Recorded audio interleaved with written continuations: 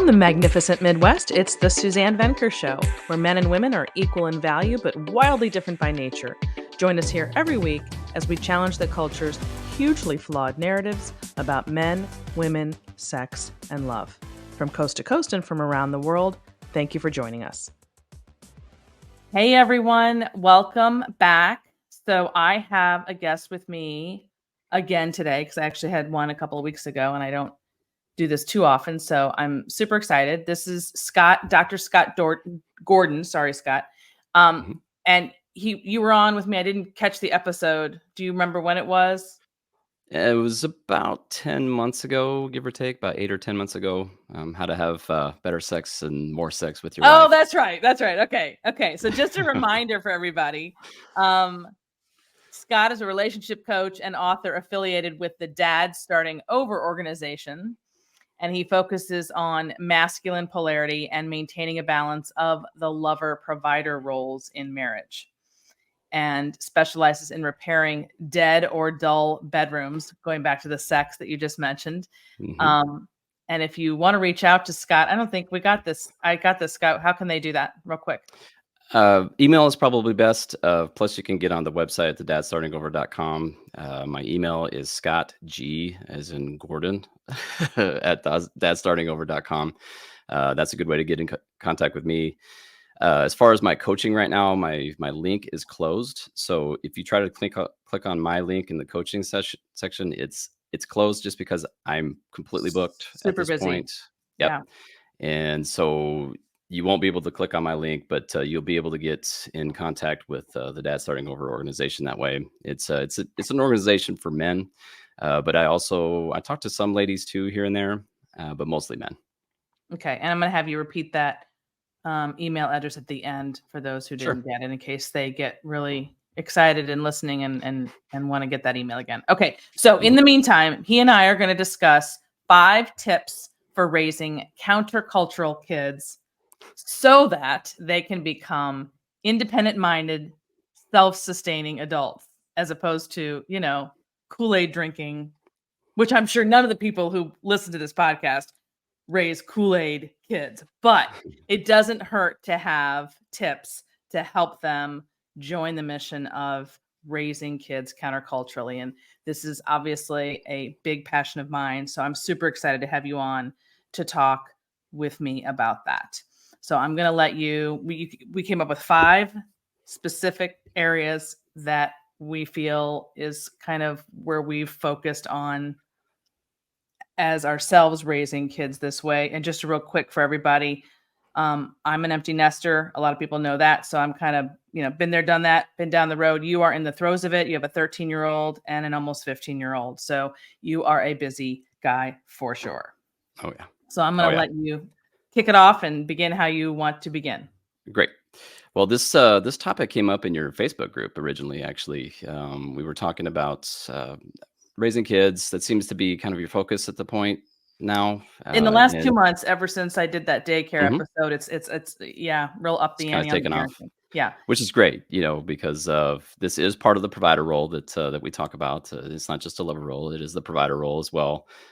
So you have to balance everything. And somebody chimed in and asked, I believe it was a millennial or maybe a Gen Z member that was asking for tips from Gen X people. And I was like, oh, that is perfect. Okay. Right up our alley. Oh, yeah. We're both Gen X people. It seems to be that out there in the real world, Gen X kind of gets forgotten a little bit. Amen. We have all the answers, Scott. Why are they just dismissing us? It's always boomers and millennials. There's all of us out there. So we grew up in a very, very interesting time. And I definitely don't want this podcast to come off, back in my day and I'm sitting in my rocking chair. This is the way it's supposed to be. That's not what I wanted to do with this one. I'm just giving you some tips, take it or leave it. And wanted to share some insight on what we went through. And the other thing too is that we were both Midwesterners. Yes. There's a lot to that. We didn't grow up in New York City. We didn't grow up, in Florida. We grew up in the Midwest. I'm originally from Iowa. I grew up in a small town, and I know that Suzanne, you grew up in a little bigger city than I did. But St. Louis, I guess, for Iowa is a big city. Yeah. that's huge. That's huge to me. Yeah. Yeah, there's no stoplights where I Yeah. grew up. Yeah. You just have to slow down is what I tell people. Funny. So that makes a difference. Okay.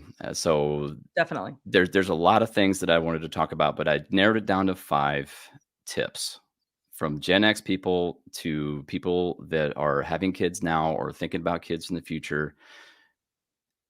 Basically, I talk to a lot of people. I've been coaching for about 3 years now, and it's always the same type of stories. And a lot of the stuff that I talk to when it comes to relationships and sex and kids and divorce, unfortunately, a lot of it has to do with your upbringing. It always comes up. I know you don't want to grow up to be your parents, but it happens to a degree. That's your model that you have when you grow Mhm. up. It just happens. So as much as you want to not be your father or not be your mother, that was the model you had growing up. Yeah. So really wanted to hit some of these here. So let's just dive into it. All Okay. right. Great. So number one, lead by example as a couple. Great. Love it. That it is it's everything. It's everything. Okay. Happy parents breed happy kids. Period. It just And this has, happens. sorry, just to interrupt you really quickly. Go This ahead. is sort of like the marriage before kids Hmm. concept that we definitely subscribe to. I don't know that people do today. I think it's all about the kids. So I think that's Oh what you're yeah. getting at here. Yeah. Yeah. Child-focused marriages, honestly, that's the bulk of the people that I talk to in coaching. Mm. It happens, and it's way worse now in 2023 than it was when we were growing up, because we didn't have supervision when we were growing Mhm. up at all, okay? We were free to Yep. roam as Yep. children. So I was basically on my own when I was first grader. Literally, and that's unheard of now. It'd probably be considered criminal at this point in life. So the number one priority that you have to keep in your mind is you need to show your kids what a healthy relationship looks like, because it rubs off into their 100%. into their adulthood. It just happens. Into So their psyche. oh Sometimes yeah. they don't even realize it, and they're not coming to terms with what they learned until, or what they Hmm. It's absorbed until later in their marital problems, as you and I both know. Yeah. Yep, because you basically get sucked into it, and I know your material well. You talk about how your parents argued a lot, and it Mhm. rubbed off into your first marriage, and unfortunately didn't work out. So I mean, it just happens until you recognize the problems, so you can fix them. So the quote that I say quite a bit in my coaching is, "No marriage, no family." You That's good. know, Yeah. it really does come down to that.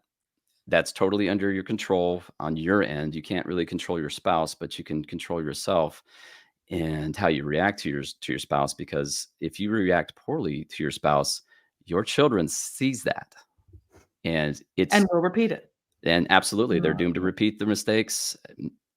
Not all of them, but obviously that's their model. So they don't Mhm. know any better, and it's critical. It's so important to have a good marriage and a good relationship, so you can build healthy children off of You it. know what's interesting? In our parents' day, getting help was taboo. I mean, Mhm. you didn't go to counseling in my parents' Especially at for least men. my parents' day. Especially for men. Especially for men, but I would say just across the board, people really weren't comfortable with it. They thought it meant that there was something wrong with you mentally or whatever. And it's so opposite today, which I think is great. I love that part of today compared to back then, that Mhm. everybody's so open to seeking help, and almost to the point where they're very proud of it and they want a label for themselves. So maybe we've gone overboard. But and yet I don't know if people really um, think to seek that help for their marriage. I think they do it for themselves individually. Like they'll say, I have anxiety, I need to go see someone or whatever. Mhm. But I don't know that they run with their partner to a counselor as quickly as they do for themselves as an individual. What do you Mhm. think? I think that's true, and honestly, there's not a whole lot wrong with that. If you work on yourself, because you have control over True. yourself, and that's a good thing. Definitely. Couples counseling absolutely has a place for sure.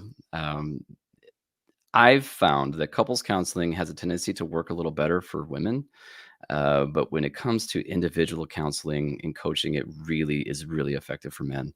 Because a lot of men don't Yeah. like the couples counseling. They feel like they Yeah. get ganged up on, and it could be a problem.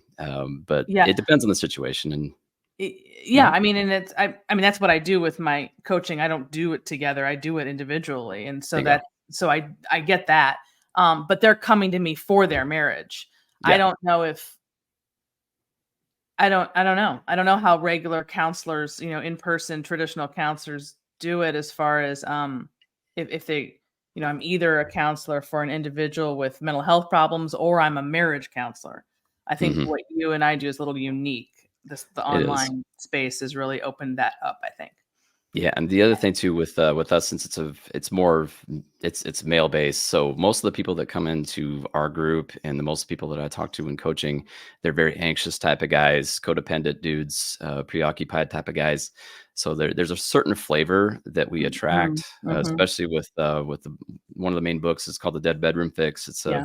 a book that DSO wrote, Yep. and it's talking about sex, and it's a sore spot for a lot of guys, and especially your preoccupied anxious guys, because they lack self-confidence, and that's what really magnifies people towards us.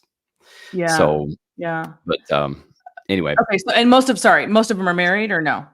It's a mix. most are, yes, yeah, Oh, they are. married. Okay. There's a good amount of divorce guys that come into because DSO, he wrote up another book about divorce. Yeah. Not my cup of tea. I try not to talk about divorce as much as possible because Mhm. I've been married for 20 Mhm. years and I Mhm. don't have any experience with divorce. My expertise is marriage and keeping it hot. That's mainly what I do. But you have to balance the lover with the provider, which is what we're talking about here So with the hard. I child. mean, I know that's not what we're It's here to hard. talk about today, so I don't wanna get off on a tangent Yeah, too much, I but don't I don't want to get the weeds. I know, but it's important to know that that's what you do because a lot of people, when they hear this, that will speak to them. That's Absolutely. a really hard balance, Scott, I think, It is. It is. for But men. it's important because keeping the spark alive in your marriage is absolutely critical. If your kids see a loving relationship between you and your wife or your wife and your husband, where you're spanking her butt, Yep. pinching her rear Yep. end as she Yeah. walks by, and you're kissing and you're Yeah. dancing in the kitchen while she's cooking, that's that Huge. that's the magic right there, and your kids will see that. They'll say, "Oh," or "Ooh," or Yeah, yeah, kinda yeah. give you a hard time about it, but Yeah, they see that, and they will definitely. replicate it in their adulthood, and that's what you want. That's what you want. That is So, definitely what you want. yep, and, another critical area that I see a lot is where, parents have a tendency to sleep with their children. They smother them. That is that is not good. That will absolutely kill your bedroom, when it comes to sex and your relationship. Like I said, it's sex isn't everything, but it is absolutely the canary in the coal mine. If you're not getting along very well, you're probably not having a whole lot of sex, and that this is part of it.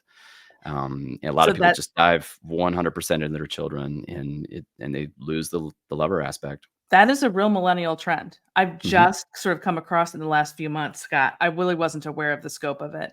hmm The sleeping with the children and the It's huge. co-sleeping. I guess let's call it co-sleeping or whatever, which Yeah, I am so against. it is. It is a If huge for problem. no other reason, just from what you're saying. It's not only gonna kill your marriage, but it's gonna harm your children. Yeah. They're not gonna learn independence, they don't know self-soothing. All of that stuff is important because they will be adults one day, and they will need to leave the nest eventually. Because I don't think any parent has an idea in their head, well, some do maybe, where you have a 50-year-old child that lives in your basement. I mean, ah, that's not Nightmare. that's not gonna Nightmare. happen to me, just put it No. that way, Gen okay? X in general, I mean, the whole concept of co-sleeping is foreign to us. I don't know anybody that ever did anything like that. Mm-mm. I'm sure somebody It's did, weird. but it It's wasn't a weird to trend me. by any means. Absolutely. I mean, I understand a newborn bassinets behind the si Yep, by the bed. definitely. Absolutely, I get that. We did that, Yep. but only for a few months. That's Yes. it. Amen. So, There you yep. go. Time to go. And, yep. And speaking of on that, Yeah. you need to teach your kids to respect closed doors. Okay, to keep the spark alive, to keep the sex alive in your marriage, they need to respect that when that door's closed, that's mommy daddy time. Mhm. Okay. And respect them too. You don't want to be crazy, and traumatize them that way. But they need to respect closed doors, and you respect their closed doors. You have to have their space, and you need yours. So it's important, and you need to make time for yourselves. So lead by example as a couple. Huge, absolutely Huge. critical for Absolutely huge. I kids. love that you put that number 1. It's everything It is. because not only is that good for your kids, but it's good for you too. Yeah. Well, I mean, if the marriage breaks down, there is no family. So No that's marriage, no fine. family. Yeah, that's That's great. that's Just what I great. always say. Great Yep, slogan. absolutely. Okay, So number 2. number two. All right. So yes, you raise boys and girls differently. Okay, boys and girls are That's different. so taboo, Scott. Well, I did sorry. a whole episodes with that title actually. So Oh, for I sure. agree with you. Yeah, we're different. Men and women are different, and you need to foster that. Okay, embrace the gender roles, run with them. So it's better to work with the evolutionary Yep. code Yep. than to rewrite it. It doesn't. Amen. It's very very difficult to do that, and if not impossible, and you're setting them up for failure. I love it or hate it. I'm sorry, but that it's the way it is. It's the way it is. And of course, the most extreme version that we're seeing now, which we don't need to get off on a tangent on, is Mhm. the transgenderism. And that's It's where they hard. don't even know whether they're boy or girl. And if you say you're a boy, well then let's foster it and just believe them and do that. Yep. Um, that's the extreme. For But sure. And that's where it's obviously led for some. it is, and I don't want to get too personal here, but I do have personal experience with this. My oldest nephew is now my niece, and I love them to death. And uh, if you listen to this podcast, I love y'all. Okay, Of course. and it's a difficult thing, but it's part of my family now. So it absolutely is. It's in a lot of areas at this point, and this is Central Iowa we're talking about here. This is not Yeah, New York City. that's So, interesting. yeah. I mean, yeah, that shows you how much the Mhm. trends pick up speed. But most people aren't dealing with that. They're just dealing with the um making a mountain out of a molehill. Mhm. If you're if you go down into Target and the aisle is pink or whatever, we got to make it half blue, half, I don't know, whatever they're doing. That kind of Yeah. politicizing of sameness and equality rather than honoring boys being boys and girls being girls. Yep. And the best way to do that is to embrace your gender roles as a couple. As a Definitely. man, Yes, as a exactly. woman, that's the polarity we're talking about, the masculine and the feminine. We're meant to work together. We're not meant to work against each other. That's just the way it's the way God made intended it. Yep. Yep. All right. And there's nothing wrong with that. I know there's this huge movement for toxic masculinity, the Andrew Tates out there, all that stuff.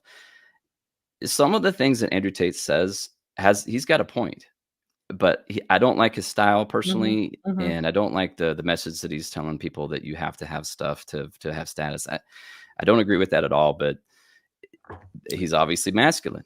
Okay. Yeah.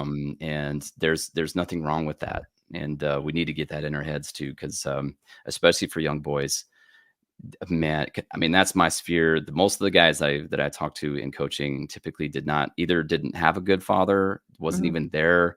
He was Hmm. empty suit, or was angry, alcoholic. Like, they just didn't have a good masculine role model. Yep. Most of these guys that I talk to, and it will affect their life forever. Forever. It is it's a sad thing to see. We can coach it, but it is a lifelong journey for a lot of Hmm. these men. And I'm up to the challenge, but I'd rather catch y'all at the front end of this, and Side note, do some did your good. parents what were your parents what was your parents relationship like? Are they still married? Oh boy, yeah, Oh, sorry. 54 We years. don't have to go down this Oh road. no, let's do it. Okay. 54 years. My parents Oh are my still god. together, and my father, I love that man to death. I have the most respect for my father. He was an excellent father to me, but he was not the greatest husband. Oh, Okay. interesting. He's he's a bit of an avoidant man. He prefers to be a loner. He likes to be with his friends. He was not a Mm, romantic. got it. Okay? Got it. Not a romantic. And now in your head, you're asking, how did I end up the way I am? How did that happen? Well, because I had an older sister. Okay. Mm. I grew up with an older sister, so I understood what makes females angry. I Mm. developed my emotional intelligence basically by watching her and her boyfriends and all. She taught me, open the door for girls. This is how you're supposed to act on the first date. All these things. That's important. I mean, we could talk. We could have a podcast just about the importance of older sisters for men. I mean, it really is a big Yeah. deal.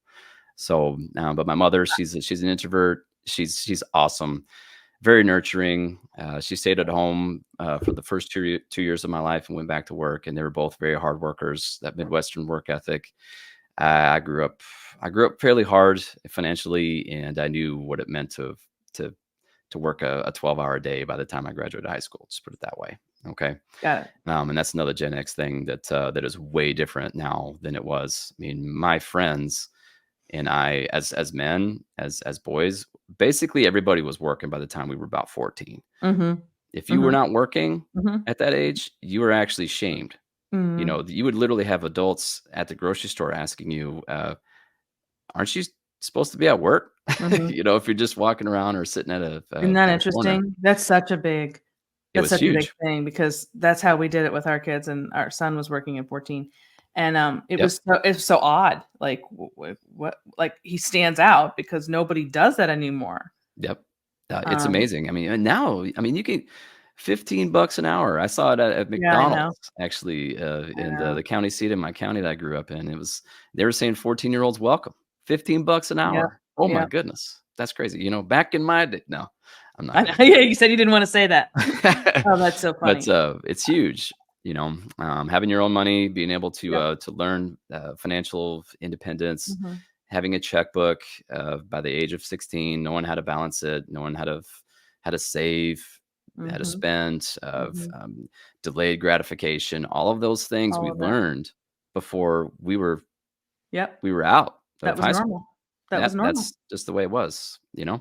I had a buddy of mine wrote all kinds of bad checks, and he didn't know that was bad, and then he figured it out because Mhm. obviously he got in trouble. So anyway, but you do raise boys and girls differently. We're different. Let's get back to that. Sorry, Okay. I That's knew we okay. were going to get in the weeds here a little bit. That's okay. But mainly when it comes to gender roles and parents specifically, women primarily nurture.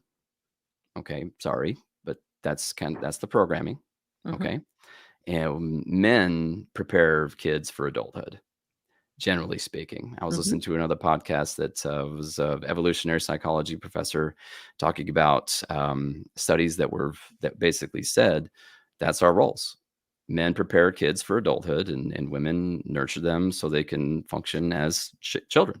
Excuse me, which speaks to the fact that, of course, we have all these fatherless boys, so Yep, that's bingo. why they're boy men, because they were Correct. not raised to be they didn't have the father to teach them to be an That's right. adult. Now we have middle-aged adolescents. Mhm, Just because they didn't get that push, they were nurtured, over nurtured by their mhm, mothers. I'm sorry, but that's the truth. mhm. And then they come to me. Okay, Yeah, and it's no fault of their own. Most of the time, these guys do have a masculine influence. They kind of latch on to like either a teacher yeah, or coach, yeah. which is fine. But nobody can perform that duty like their biological father. Period. Nope. Um, and unfortunately, that's where we are. Okay, so but I think you talked about this a while ago with Andre in one of your podcasts, and I wanted to reiterate this one Okay. because it was so good. He was talking about before age 13, mothers have a more profound role in raising children. By the time they reach age 13 and up, it's critical for the father to step up and prepare the kids for the real world at that point. I actually told my wife, specifically with my son. My son will be turning 13 in January. I told my wife years ago, I told him, once he turns 13, he's mine. Okay. When it comes to a lot of the stuff that I'm going to be doing with him, I might have already been doing it, Yeah, support me in that decision yeah, because some of these things that you're going to feel like you want to do, you want to protect him, yeah, it's going to hurt yeah. him. Oh, that happened with me and my husband, for sure, no question. especially when the sports kick in. So that's one Oh nice yeah. thing about the sports, is that you have that immediate Yep. connection, And you we'll know. get to that. Yeah. We'll get to Okay. that. Okay. So, but that it's so critical, and I know that's probably a little abrasive to some of your listeners, but I mean, obviously, my wife has a place, okay, but when it comes to my son specifically, he needs me. He needs me at age 13 and up. He Definitely. needs me. Otherwise, he's going to struggle entering adulthood and leaving the home. But he needs me to push him, okay, and discipline, obviously. Mhm. So it's very, very important. Okay. So, because kids are special to you, your kids are special to you. But in the real world, it's fairly harsh out there Mhm. for people. That is just the way it is. The world, once you leave your house, folks, the world doesn't care as much as your parents do. Okay. And it's our job to tell them, buddy, time to step up. It's time to fly out of the nest and soar. So the earlier the better, that when you do that kind of thing, the more chances they're going to be successful in And adulthood. also And teaching them how to deal with the things that they're going to see when they leave. Here's how you yeah, deal with a person like this. Here's how you deal with a boss like this. Here's what you do when you're bingo. working. Here's how you deal with a woman, whatever it is. Yep, Yeah. bingo, absolutely. And that's another thing I'll be to here in just a second. So, Okay. but tips for fathers in particular, I wanted to go ahead and hit this just because that's obviously mostly what I do. If you have a boy, if you have boys, if something needs fixing in your home, get your son beforehand. This is how I was raised. My dad was a maintenance man. He was a plumber by trade, and he kicked my ass when I was a kid.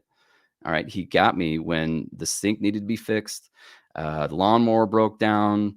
He came and got me first, and he showed me what was wrong with it and how to fix it.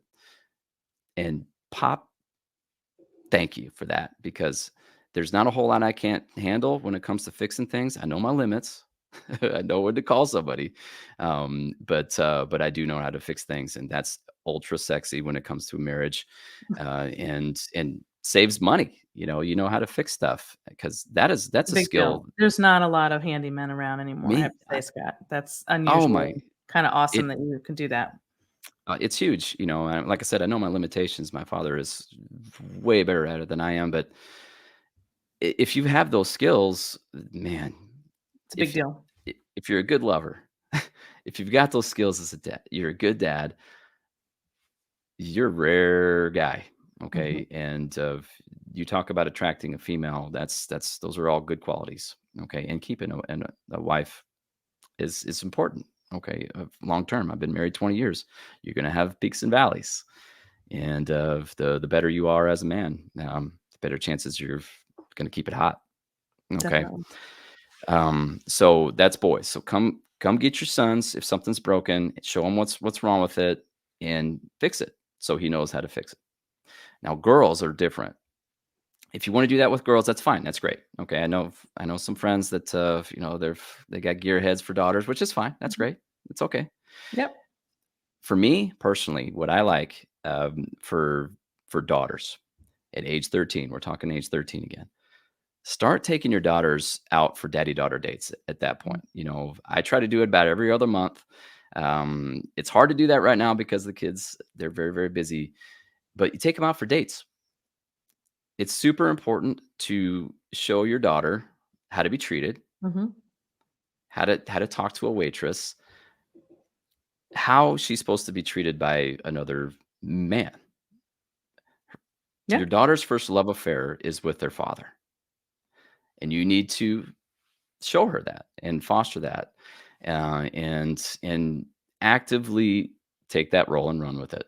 And I'm telling you, daddy daughter dates are awesome. I love them. I get a great meal out of it myself. But I love taking my daughter out, and it's a special time, especially as she's getting older. She's 15 now.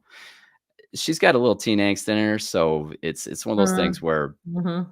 just in passing, sometimes she's got that little attitude. I can diffuse it over a little bit of time, and it takes time. So I got to break that wall down a little bit, and the best way to do that is take her out and show her a good time. All right. Awesome. So that's my tips for how you raise girls and boys differently. We're different. Great. All right. So number 3, my Kind of favorite. goes back to what you were saying before. I think you mentioned it Yeah. in number 1. Yeah. Free range kids kick ass in adulthood. And I'm sorry, is it okay to swear? Of course. Of course. Okay. Free I range think kids we kick titled ass the in thing adulthood. Kick-Ass Kids. Absolutely. Mhm. That is how I was raised. I don't know about you, Suzanne. Were you raised that way too?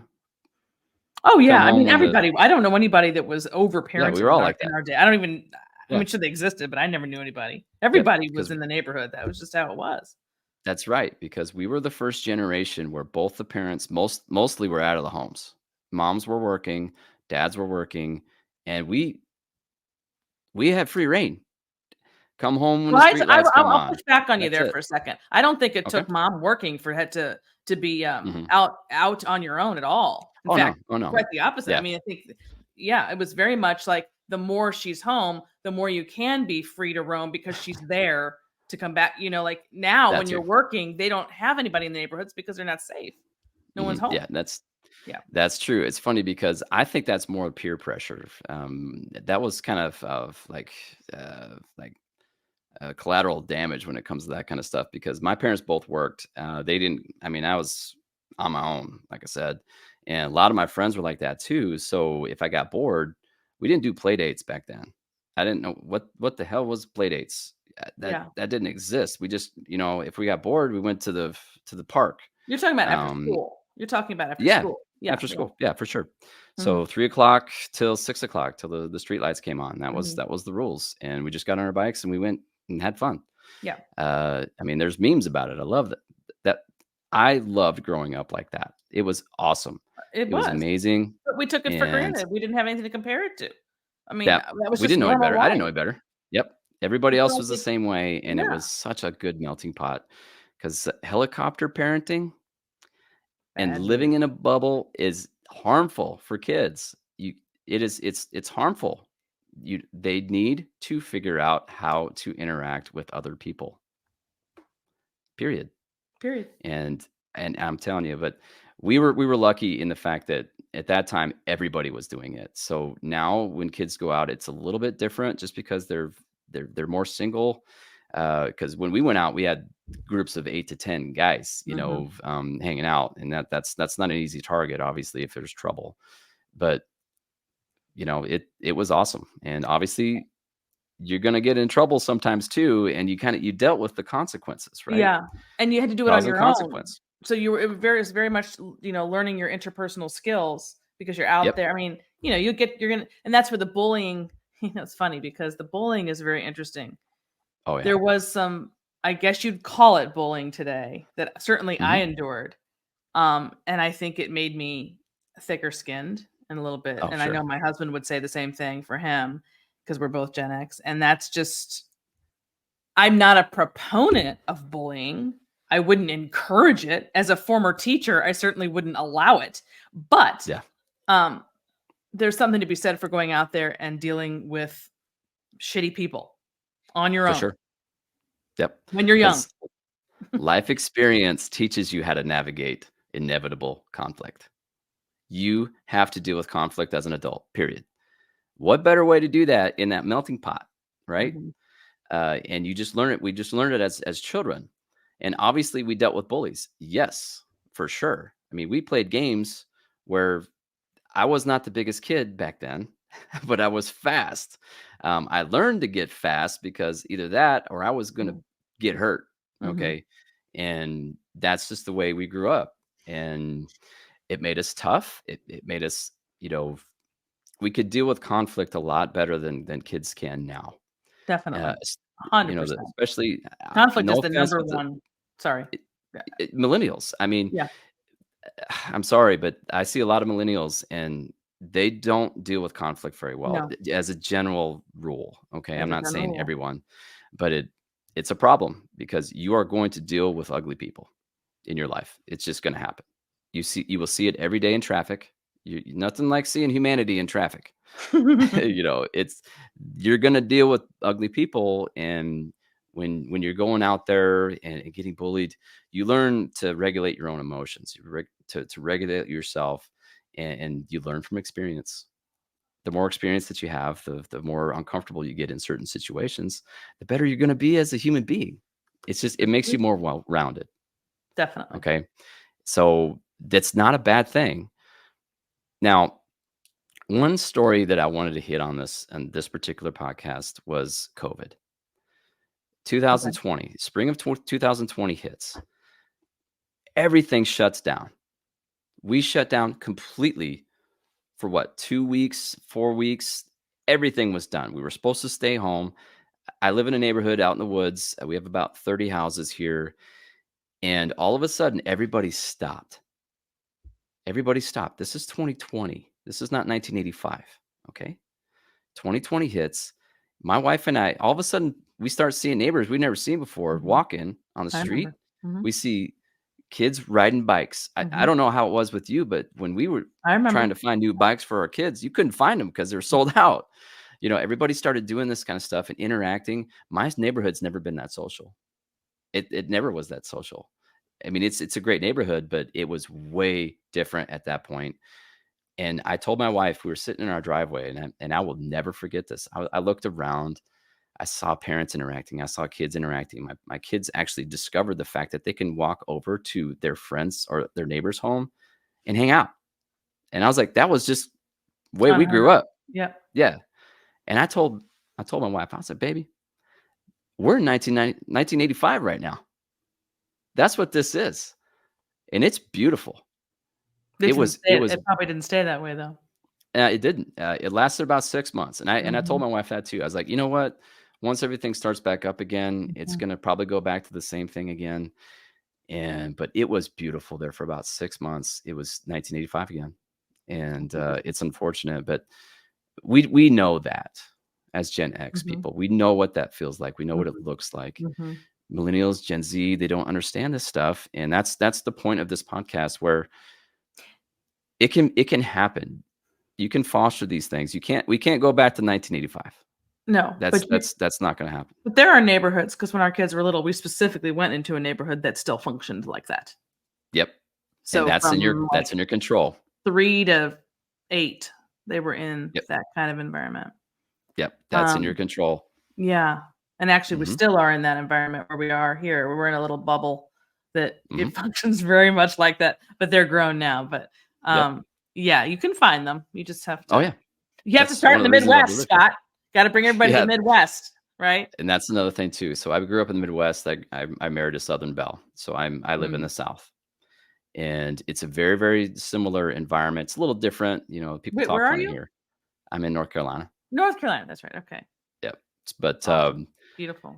it's amazing, and that's why I'm saying the neighborhood we live in, there's a reason why we built here.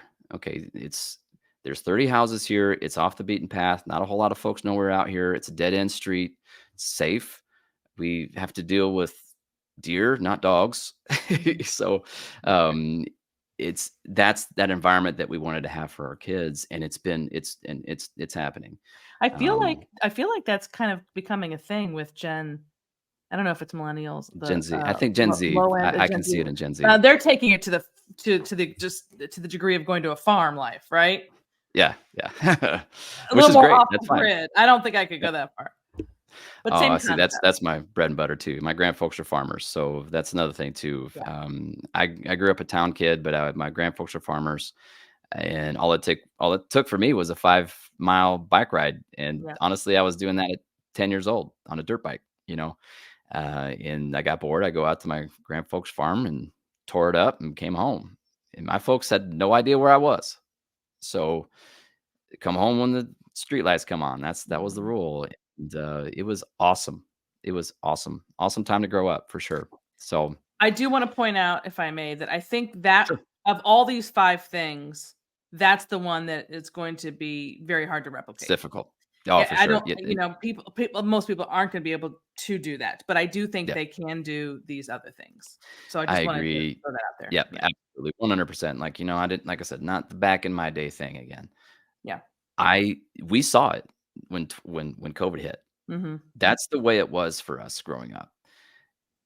You can replicate it to a degree, but it Mhm. really depends on your environment, and that is under your control. Okay. Now, That's if true. you're downtown Brooklyn, Yep. that's gonna be difficult. That Okay, is. you gotta, that's a little different.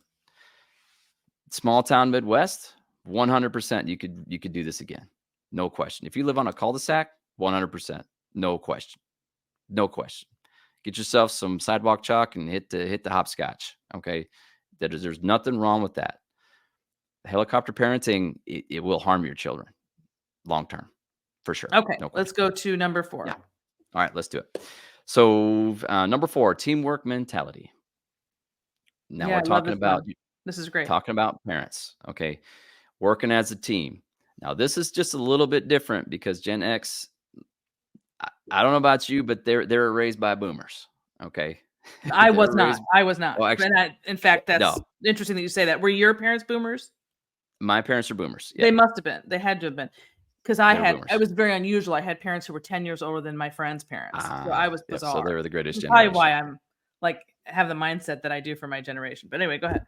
But those were good people. That's Yes. the greatest generation right Yes. there. And Yep. those are my grand folks. Yep. I'm 45, by the way, so we're not that far off. But there's that gap right there. That's the big Yeah. difference. But the greatest generation, man, I love talking to my grandparents. I mean, you talk Yeah. about people that grew up hard. Yep. Okay, did you talk about the Depression? Yep. And That was my one of my mother's dad. favorite things to Mhm. talk about was how I asked my grandmother, how did y'all do that? I mean, they didn't have Mhm. running water. They had to pump water in the morning and boil it. Mm. That's how they grew up.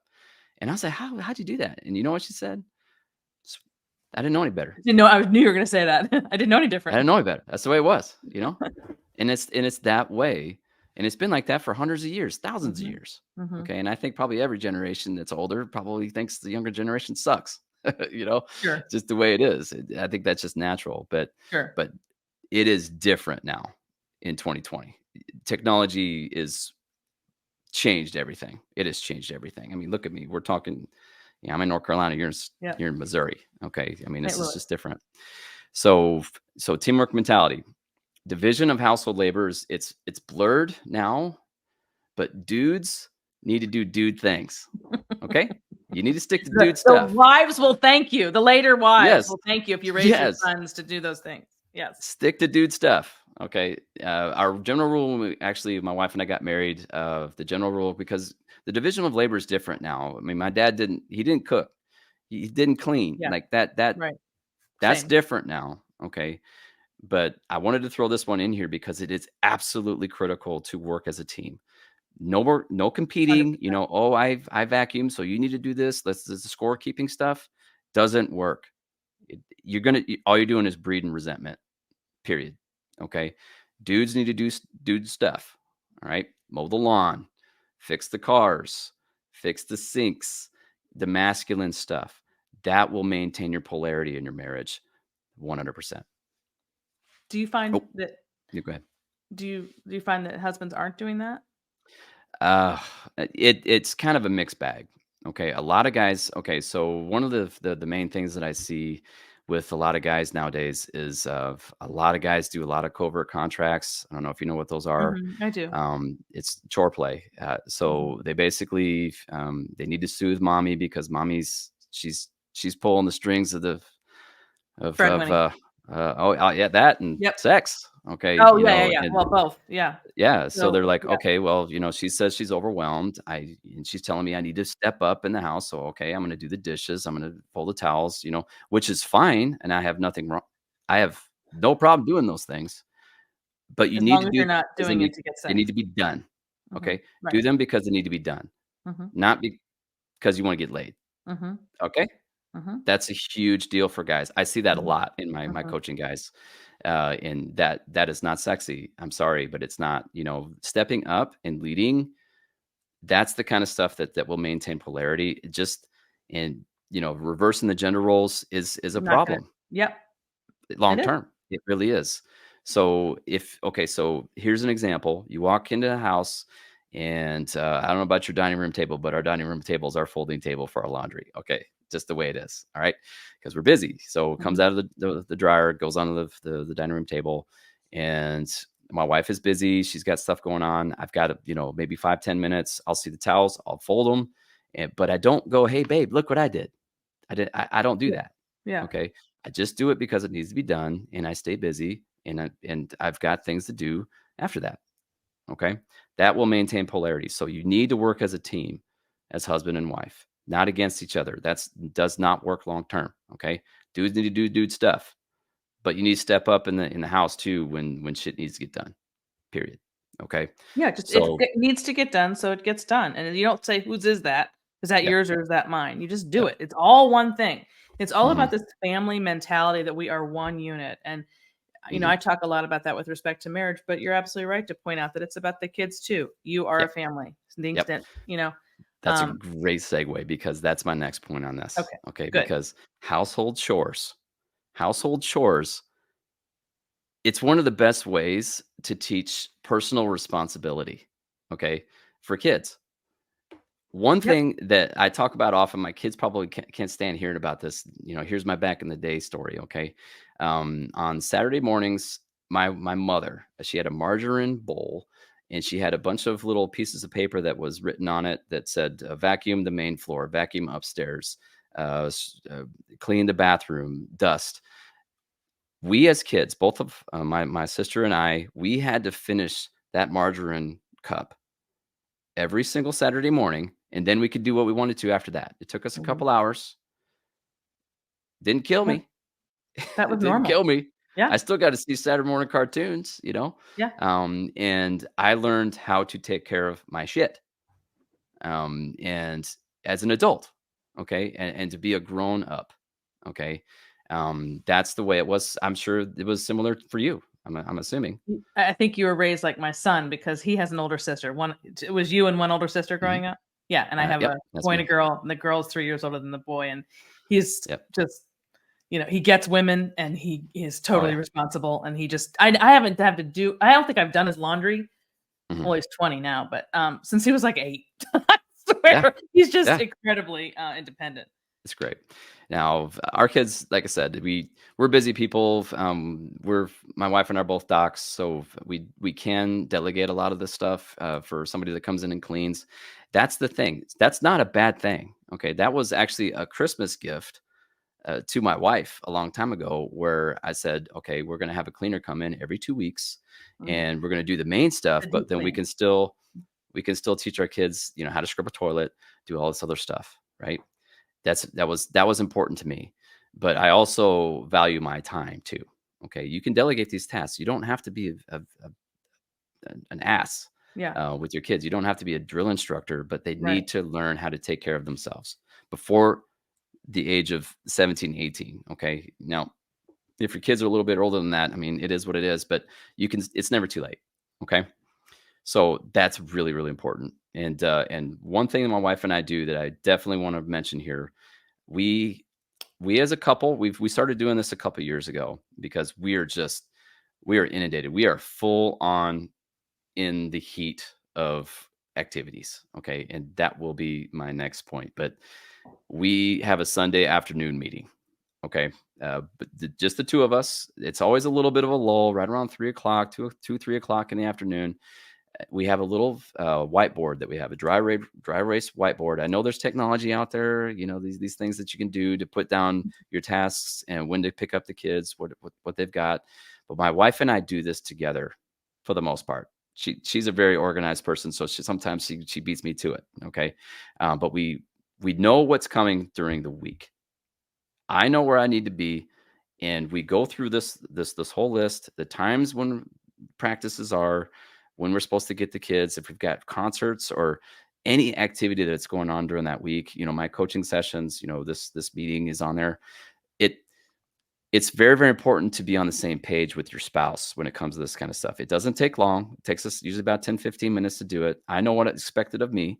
I know, and she knows what's expected of her, and we're both on the same page all week. Not only that, but we put that board on the refrigerator and the kids see it too. Okay. Yeah, And it's amazing. It's really, really awesome. yeah. I can't recommend that enough in 2020, 2023 now. I mean, Mhm. it is, we are all busy. And that is my next point. If you want to add So, anything to yeah, that. how do you do number 5 since you're so busy? Oh, yeah. So, number 5, you don't have to go 1,000 miles an hour, folks. I would say that's the number one killer of marriages that I see today. Oh, definitely. I agree from what I see as Child well. child-centric marriages, it just And running.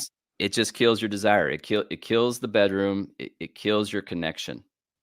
If you do 100% into your kids, it doesn't leave any room for your marriage. Okay, No explain to marriage, no people what you family. mean to explain the connection, what you mean by that and going 1,000 miles per hour. Okay. Activities. Okay. Mm. Most parents today, they fall into the activity trap. Suzanne, we didn't have this growing up. No, we didn't. This did not exist. We didn't have the leagues. We didn't have the year-round sports. We didn't have all of this stuff. Basically, how I grew up is, fall is football, winter's basketball, spring is track, summer was baseball. That was the only thing that was offered for me as a child. So I was a year-round athlete, and I knew what was coming. We didn't have year-round, mercenaries that only played these sports, and now everybody's doing that, and it is a So huge problem. it is a huge problem, Scott. But the problem, see, there's another element to this. Because I thought a lot about this when our kids were your age, your kids' age. Mhm. I mean, Yep. our daughter didn't play sports, so that kind of took care of that. It was actually Mhm. kind of helpful on the Yep. going slower pace. Mhm. Lifestyle. But our son did play hockey for a while, and he ended up getting injured and never played Oh, after that. got it. But he never got to the point of the traveling, and we never were going to get to that point of the traveling. And we Mhm. had so many conversations about what people around us were doing, and to be fair to them, I mean, I'm so grateful that we skipped all of that, but I feel for them because I don't know. I think it takes a lot to go against the grain, even as adults. And even though Mhm. it's easy for me and even maybe for you, and this is all about raising your kids counterculturally and doing it different. Mhm. When it comes to that particular topic with sports, it's difficult because you want your kids active, not at home sitting Yep. in front of the computer. And Bingo. then if everybody else is going that route, you are kind of forced to do it too. Otherwise, where are you going to find the friends and That's the exactly activities? right. Yep, that's It's kind exactly of a right, shit and show. that's honestly, and this is where I don't totally follow my own Welcome. advice on this one, okay? Because Yeah, I am yeah, going 1,000 miles an yeah. hour right now, and it is a byproduct of what you're talking about, Mhm. okay?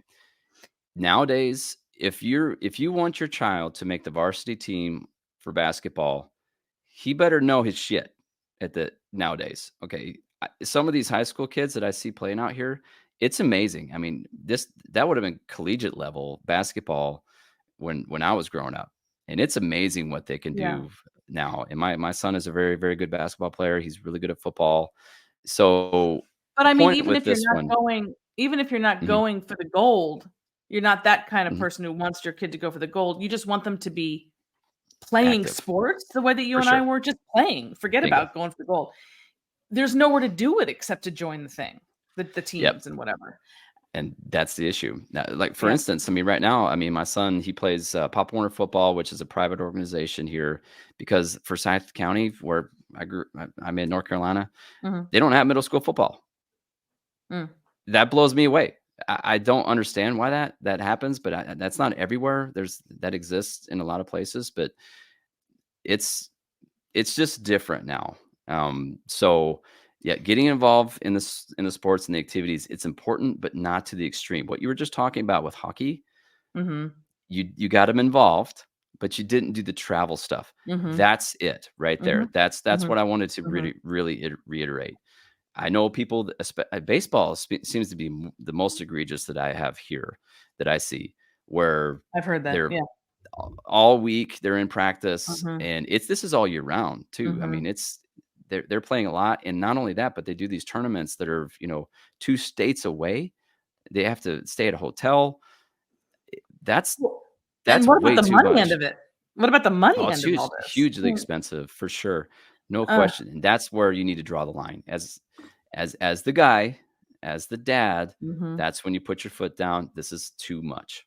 Okay, it is okay to expose your kids to certain sports, which I highly recommend when they're young.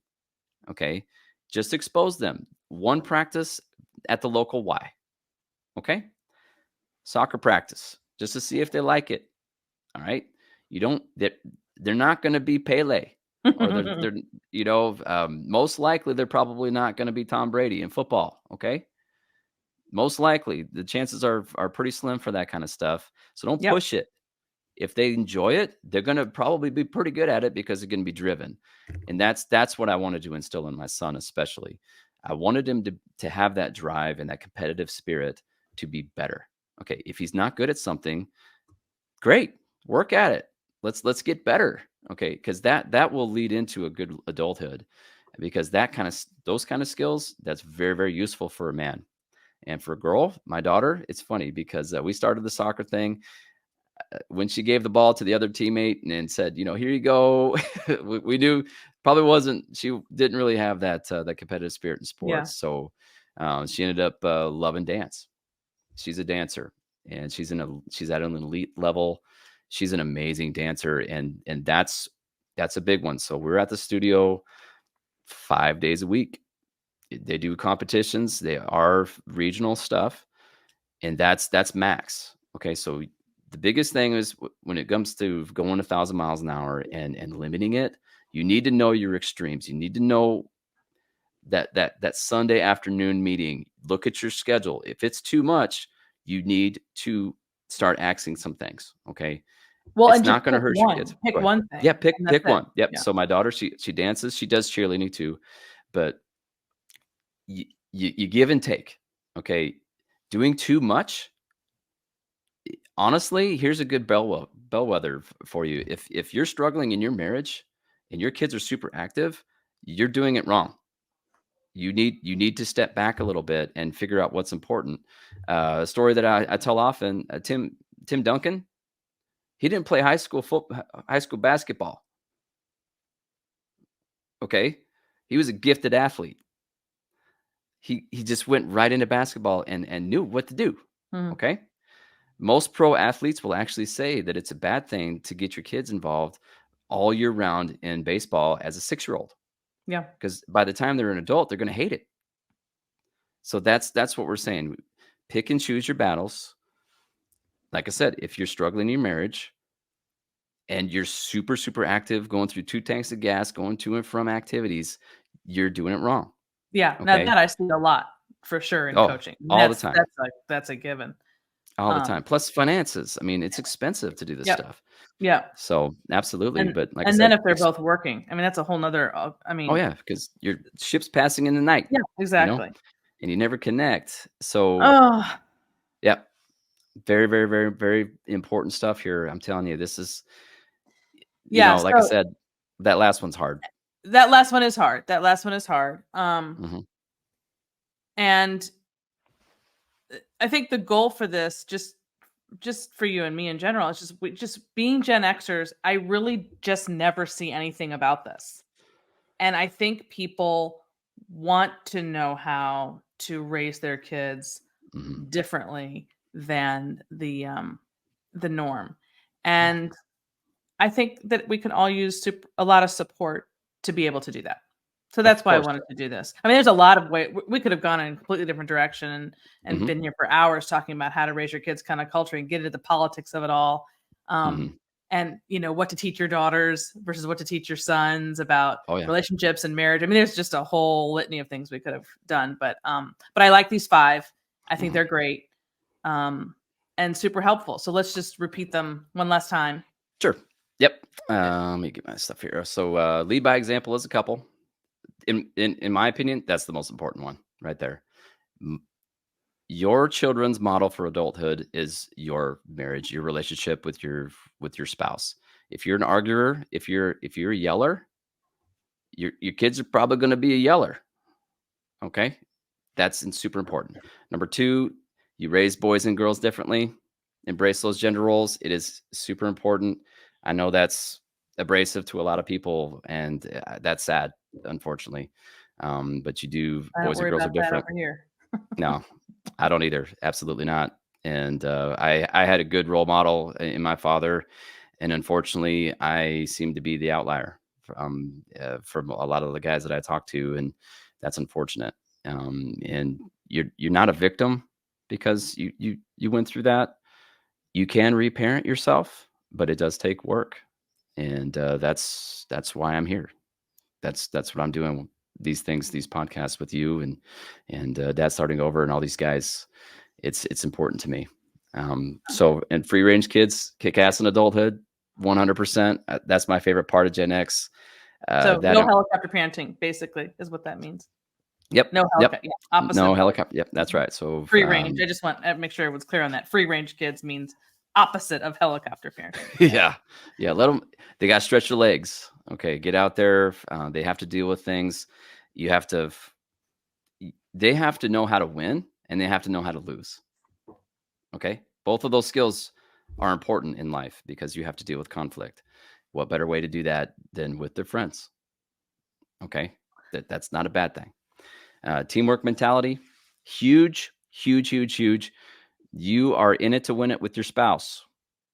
Okay, there is nothing wrong with folding towels and doing these things, but if things need to be done, just do them because they need to be done, especially as a guy. Okay, because I know you hear it all the time. Ladies are overwhelmed and all this stuff. Yeah, I get it for sure.